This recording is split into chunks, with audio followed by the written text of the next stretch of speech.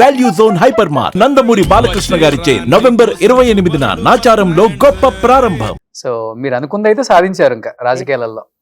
నేను మినిస్టర్ అవ్వాలని ఎప్పుడు అనుకోలేదు. నేను ఎమ్మెల్యే అవ్వాలి, పవర్ అంటే గవర్నమెంట్ వచ్చినప్పుడు ఎమ్మెల్యేగా ఉంటే ఎక్కువ మందికి నేను సర్వీస్ చేసే అవకాశం ఉంటుంది, ఎక్కువ మందికి హెల్ప్. అసలు మా కాన్సెన్సే కాదు, స్టేట్లో ఎక్కడ ఎవరికి ఏ చిన్న హెల్ప్ కావాలన్నా కూడా జగన్ సార్కి చెప్పి చేయించుకునే స్థాయికి నేను వచ్చానంటే నాకు చాలా హ్యాపీగా ఉంది. ఇన్ని ఫ్యామిలీస్ ఈరోజు నేను బాగుండాలని కోరుకుంటున్నారు కదా. నేను ఈరోజు ఇంత హ్యాపీగా ఉన్నాను. సక్సెస్ ఫెయిల్యూర్ డిఫరెంట్, సినిమాల్లో ఉంటుంది, పాలిటిక్స్లో ఉంటుంది. కానీ మనిషి మనశ్శాంతిగా ప్రశాంతంగా తనకు నచ్చిన వాళ్ళతో, తన కుటుంబ సభ్యులతో, తనను అభిమానించే వాళ్ళతో, వెల్ విషర్స్తో హ్యాపీగా ఉండటం అందరి వల్ల కాదు, కోట్లున్నా కూడా ఉండదు. అది ఉండటం చాలా ముఖ్యం. అది బ్లెస్సింగ్స్తోనే వస్తుంది. ఎంతో మంది వాళ్ళు నాకు పరిచయం లేని వాళ్ళు కూడా ఇప్పుడు నీకు హెల్ప్ చేస్తుంటే నువ్వు ఒక్కడే నాకు బ్లెస్ చేయొచ్చు, కానీ నువ్వు ఎంతమందికి చెప్పుకుంటావు నా గురించి, అమ్మ నాకు ఇట్లా చేసింది, అమ్మ వెళ్ళగానే నన్ను ఇలాగా చూసుకుంది అన్నప్పుడు వాళ్ళందరూ కూడా నీతో పాటు నాకు బ్లెస్సింగ్స్ ఇస్తారు. ఆమె బాగుండాలి, ఆమె బాగుంటే 10 మందికి మంచి జరుగుతుంది.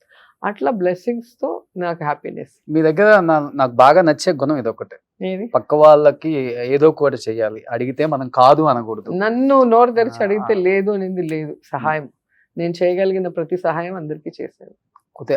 కొంచెం రాజకీయాల్లోనే ఇవన్నీ కానీ విమర్శలు, రాజకీయాలు అంటే వ్యక్తిగతంగా రాజకీయం అంటేనే ఫైటింగ్. నువ్వు అధికారంలో ఉన్నప్పుడు పని చేయాలి, అపోజిషన్ లో ఉన్నప్పుడు తప్పు జరిగినప్పుడు నిలదీయాలి. అది ఎవరైనా, ఎవరు అపోజిషన్ లో ఉంటే వాళ్ళు నిలదీయాలి, అధికారంలో ఉన్నవాడు సమాధానం చెప్పాలి, పని చేయాలి. ఇది మాకైనా మీకైనా ఎవరికైనా అదే.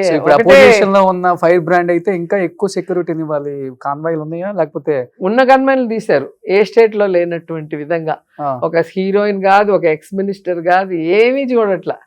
నో గన్మాన్. ఏమంటే గన్మాన్ ఇస్తే తిరుగుతారు, గన్మాన్ అయితే ఇంట్లో కూర్చుంటారు కదా అని చెప్పి తిరుగుతున్నారా మరి? ఇంట్లో హ్యాపీగా తిరుగుతున్నా.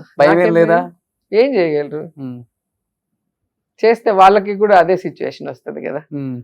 కాబట్టి బెంచ్ లో తిరుగుతున్నారా, లేకపోతే బెంచ్ లో తిరుగుతాను, ఫార్చునర్ లో తిరుగుతాను, ఎన్డీవర్ లో తిరుగుతాను. బెంచ్ కూడా బాగా కార్లు ఉన్నాయి.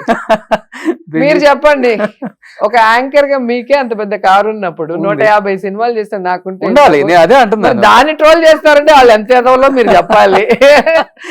ఇది కానీ మీ మెయింటెనెన్స్ అవుతుంది ఒక 5-6 లక్షల నెలకి, చీరలకి, జ్యువెలరీకి, వీటికి అవుతుంది అంతే కదా. జ్యువెలరీ బర్త్డే కొనుక్కుంటాను ఎవ్రీ నెలకి ఎంత అయితే మీకు హ్యాపీగా ఉంటారు? ఒక 3-4 lakhs అంతే. చిన్న 5 lakhs అంతే. సో నాకు ఎక్కువ భోజనాలకే అవుతుంది. వచ్చిన వాళ్ళకి భోజనాలు పెట్టడానికి డబ్బులు ఎక్కువ అవుతుంది. ఇప్పుడు నాకు ఎవరింటికి వచ్చినా కూడా వాళ్ళు సంతృప్తిగా తిని హ్యాపీగా వాళ్ళు వెళ్ళాలి. అంటే మన ఇంటికి వచ్చామన్న ఫీల్ వాళ్ళు ఉండాలి.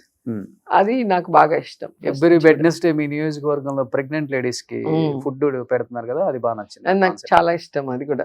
ఎందుకంటే నేను ప్రెగ్నెంట్ గా ఉన్నప్పుడు నాకు తెలుసు కదా ఆకలి ఎక్కువగా ఉంటుంది. అండ్ వీళ్ళు మార్నింగ్ వచ్చేస్తారు స్కానింగ్ కి హాస్పిటల్స్ కి, విలేజెస్ నుండి. సో వాళ్ళు ఇంటికి వెళ్ళే కొద్దికి ఈవినింగ్ అవుతుంది. అందుకని వాళ్ళకి వేడిగా quality food with egg, banana, చిక్కీతో కూడా పెడతాను నేను. అది నాకు మనసుకి సంతృప్తి. ఇప్పటికి కూడా చేస్తున్నాను, ఇప్పటికి కూడా. సూపర్. అది నాకు మనసుకు సంతృప్తినిచ్చే విషయం. అది ఎప్పుడు చేస్తున్నాను. 400 members వస్తారు 2 హాస్పిటల్, నగిరి ఒకటి, ఎవ్రీ బుధవారం. ఆశీస్సులు ఉంటాయి. ఇప్పుడు ప్రెగ్నెంట్ లేడీయే కదా, ఆమెతో వచ్చే వాళ్ళ హస్బెండ్ లేదా మదర్, అత్త ఎవరు వస్తారు, వాళ్ళు కూడా తింటారు. ఎవరికి లేదని చెప్పము.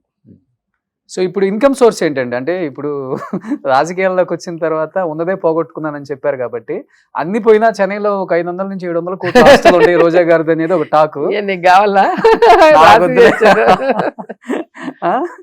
సో అప్పుడులోనే గ్రౌండ్లు కొనేసారు ఆమె హీరోయిన్ ఉన్నప్పుడే. అప్పుడు ఎంత ఏంటి ఇన్కమ్ ట్యాక్స్ వాళ్ళకి ఇంటిస్తున్నావా ఏంటి రైడ్ చేయమని? అది కాక మీ ప్రతి స్టేట్ లో ఒక ఇల్లు మీద బాగా చర్చ నడుస్తుంది ప్రతి నాయకుడి దగ్గర. అప్పుడప్పుడు ఆమెకి చెన్నైలో ఒక ఇల్లు, హైదరాబాద్ లో ఒక ఇల్లు, బెంగళూరులో ఒక ఇల్లు, అమరావతిలో ఒక ఇల్లు, నగర్ లో ఒక ఇల్లు. నాకు ఉండేది 3 ఇల్లు మీద ఎక్కువ నడుస్తుంది. 3 ఇండ్లు ఉన్నాయి. ఒకటి చెన్నైలో ఉంది, ఎప్పుడు నేను ఈ పెళ్లి కాకముందు ఇల్లు. అవును. హైదరాబాద్ లో ఇల్లు ఉంది, నేను రాజకీయాల్లోకి రాకముందు ఇల్లు. నగిర్ లో ఇల్లు నేను మంత్రి కాకముందు కట్టుకున్న ఇల్లు. ఉన్నది 3 ఇల్లు. నేను పోయి హోటల్లో ఉండలేను, ఎవరింట్లో ఎక్కువ రోజులు ఉండలేం కదా లేడీ. నాకు కంఫర్ట్, నా ఇల్లు అయితే నాకు బాగుంటుంది కాబట్టి కట్టుకున్నాను కొని. ఓకే. పోనీ నేను అధికారంలోకి వచ్చాక కడితే అన్నా ఇట్లాంటి నిద్రలు మామూలే పాపము వేయటము. కానీ అధికారంలో రాకముందు కట్టిన వాటికి కూడా ఏడిస్తే నేనేం చేయాలి? పాలిటిక్స్ రాకముందు, సినిమాకి రాకముందు ఇంటికి కూడా ఏడుస్తున్నారు. ఇంకేం చెప్తాం ఇప్పుడు వాళ్ళకి? ఫైనాన్షియల్ గా అంటే ఏడవటం ఫిక్స్ అయిపోయారు అపోజిషన్. ఆ ఏడవటానికి కారణాలు ఎత్తుకుంటూ ఉంటారు అంతే వాళ్ళు. ఫైనాన్షియల్ గా ఎక్కువ శెల్వా గారు చూసుకుంటారా ఏది కావాలన్నా కానీ? ఆయనే కదా మొగుడు, ఇంటికి పెద్ద అమలేందో ఏం పక్కింటి ఆయన చూసుకున్నట్టు సెల్వా గారే చూసుకుంటారా? ఆయన చూసుకోవాలి. మరి పెళ్లి చేసుకుంటే హీరోయిన్ మాటలా ఊరికేనా? మా ఆయన అన్నట్టు అమ్మో ఇంత కాస్ట్ అంటే, మరి లవ్ చేసేటప్పుడు తెలీదా ఎందుకు చేసుకున్నావు హీరోయిన్ అనేది? మా ఆయన ఆయన ఆచితూచి ఖర్చు పెడతారా? చాలా డౌన్ టు ఎర్త్ ఉంటారు, సింపుల్ లైఫ్ ఆయన.